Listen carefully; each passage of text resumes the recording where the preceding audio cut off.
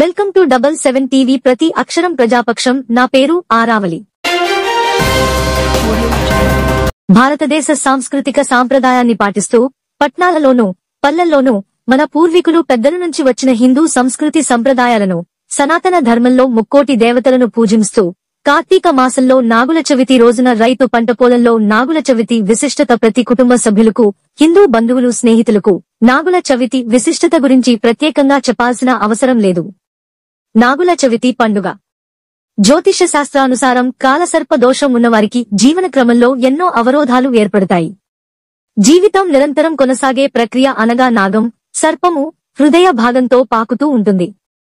ఈ భాగాన్ని ఉరా అంటారు. కావున సర్పానికి ఉరగము అని కూడా పేరు. ఉదరమున ఉన్న మనస్సు చెప్పినట్టు నడిచే వాళ్లమైన మనము కూడా ఉరగములమే. సర్పం తాను నిరంతరం సాగుతూ మన జీవన క్రమంలోని వివాహం, సంతానం వంటి జీవన ఘట్టాలను అవరోధపరుస్తుంది. కావున కార్తీక మాసంలో నాగులను ఆరాధిస్తారు. అగ్ని దేవతగా ఉండేది కార్తీక మాసములోనే. మన జీవనానికి కావాల్సిన ఉత్సాహం, ఉత్తేజం వంటివి తేజస్సు వలన అనగా సూర్యుడు, అగ్ని వలన కలుగుతాయి.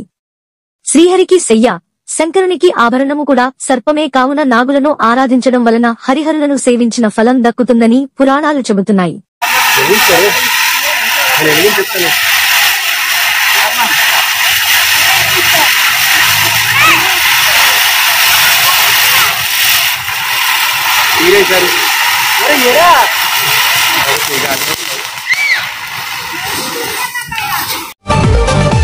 డబల్7 టీవీ మీకు నచ్చినట్లయితే లైక్ చేయండి, షేర్ చేయండి, సబ్స్క్రైబ్ చేయండి, పక్కనే ఉన్న బెల్ ఐకాన్ క్లిక్ చేయండి.